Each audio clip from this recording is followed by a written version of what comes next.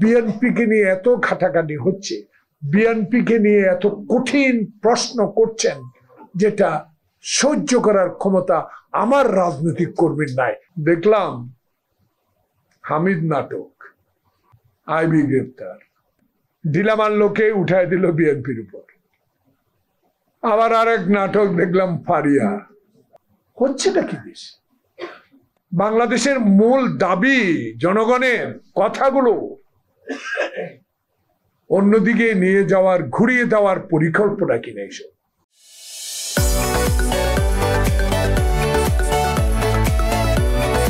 Professor Mohammad Yunus Nobel prize পাওয়া ব্যক্তি, 9 মাসে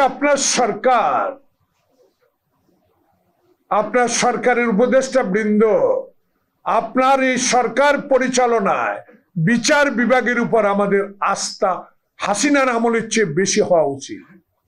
যে নির্বাচন কমিশন ঠিক একটি নির্বাচনের প্রস্তুতি গ্রহণ করছেন, যার কোনো সমালোচনা ইতিমধ্যে হয়নি, যাকে নিয়ে কোনো কথা ইতিমধ্যে হয়নি, তাকে নিয়ে আজকে কেন, কি কারণে, কার ইঙ্গিতে, কোন প্রেতাত্মার সহযোগিতায় নির্বাচন কমিশনের সামনে বিক্ষোভ করতে যাচ্ছেন? দাবি কি? স্থানীয় সরকার নির্বাচন। দাবি কি? আপনি পক্ষপাতিত্ব করছেন। দাবি কি? আপনার সংস্কারের আগে আপনাকে নিয়োগ দেওয়া হয়েছে। তাইলে তো আপনারাই ইউনূসকে মানেন না, আপনারাই তো ইউনূসের কথা শুনেন না। আবার তলে তলে ব্যথা আছে না, একটা গান গাইতো একটা মেয়ে।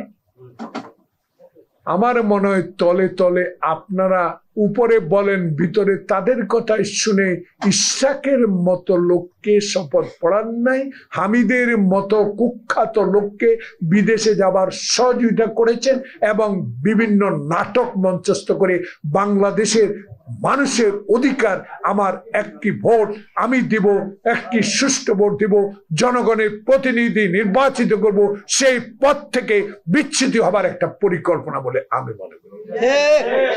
এনসিসি হিসেবে যে দল স্বাগত জানিয়েছি, তারা আজকে কি করে এই সরকারের বিরুদ্ধে, নির্বাচন কমিশনের বিরুদ্ধে একটি নতুন ইস্যু নিয়ে আপনারা সেখানে যান, এই প্রশ্ন আজকে রিজভী সাহেব আমাদের প্রশ্ন।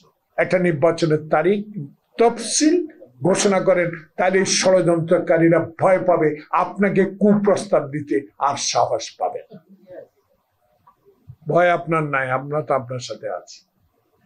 কিন্তু সাথে আর কতক্ষণ থাকবো? আমাদের ধর্ম সচিব বলেছে, ধর্ম সম্পাদক বলে, কতদিন থাকবো?